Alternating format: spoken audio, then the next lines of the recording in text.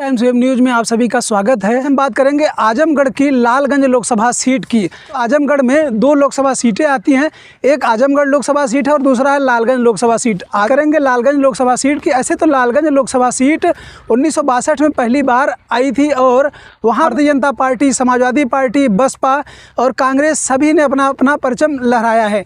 आपको बीते बुधवार को बसपा प्रमुख मायावती ने वहाँ पर से डॉक्टर इंदु चौधरी को प्रत्याशी बनाया है। आपको यह भी बताते चलें कि जहां पर बसपा ने जो अपना प्रत्याशी बनाया है, डॉक्टर इंदु चौधरी को पहली बार मैदान में उतारा है।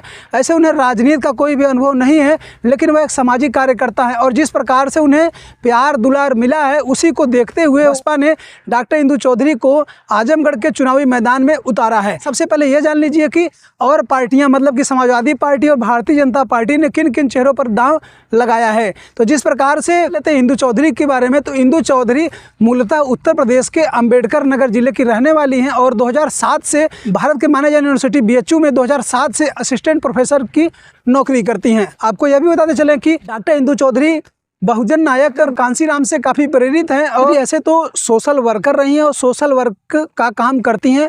लालगंज सुरक्षित सीट से भारतीय जनता पार्टी ने नीलम सोनकर को प्रत्याशी बनाया। से नीलम सोनकर भारतीय जनता पार्टी से लालगंज से सांसद रह चुके हैं 2014 में। इसके अलावा समाजवादी मुखिया अखिलेश यादव ने जिन पर दांव लगाया है वह है दरोगा सरोज। ऐसे दरोगा सरोज लालगंज लोकसभा सीट से 2 बार सांसद रह चुके हैं। तो जिस प्रकार से समाजवादी पार्टी ने अपने अनुभव वाले नेता पे जो सांसद रह चुके हैं उन पर दांव लगाया है, और भारतीय जनता पार्टी ने नीलम सोनकर के ऊपर दांव लगाया है। सोनकर जो है वह भी सांसद रह चुके 2014 में।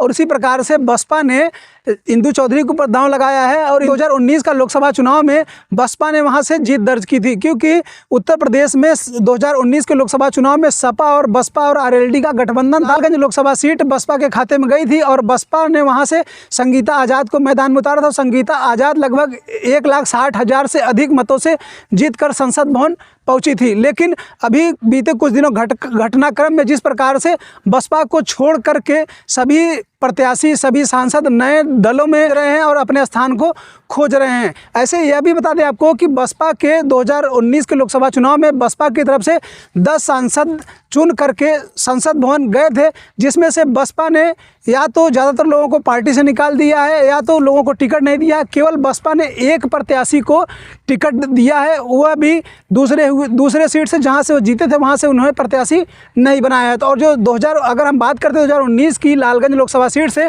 तो संगीता आज़ाद 2019 के लोकसभा चुनाव में बसपा के सिंबल पर जीती थी, लेकिन संगीता आज़ाद बीते कुछ दिनों पहले भारतीय जनता पार्टी में ज्वाइन हो गई थी और भारतीय जनता पार्टी को ज्वाइन कर लिया था। लेकिन लोकसभा सीट का जो रण क्षेत्र मचा हुआ है, बसपा ने बहुत ही अच्छा दांव लगाया है डॉक्टर इंदु चौधरी के ऊपर। अब देखना ये होता है कि लालगंज लोकसभा सीट में मुकाबला कितना टाइट होगा, यह तो आने वाला समय बताएगा। ऐसे लालगंज लोकसभा की सीट की हम बात करते हैं तो लालगंज लोकसभा में लगभग 18 लाख मतदाता हैं। अब देखना ये होता है कि जिस प्रकार से समाजवादी पार्टी और भाजपा ने अपने अनुभव वाले नेता को मैदान में उतारा है, वहीं बसपा ने अपने कम अनुभव वाले नेता को डॉक्टर इंदु चौधरी को प्रत्याशी के रूप में लालगंज लोकसभा सीट से उतारा है। ऐसे इंदु चौधरी के बारे में एक बात और बता दें कि इंदु चौधरी को सावित्रीबाई फूले अंतर्राष्ट्रीय अवार्ड भी मिल चुका है सामाजिक कार्यों के लिए। अब देखना ये होता है कि इंदु चौधरी जनता के दिलों में कितना पैठ बैठा पाती हैं, क्योंकि जिस प्रकार से इंदु चौधरी सामाजिक सोशल वर्कर रही हैं,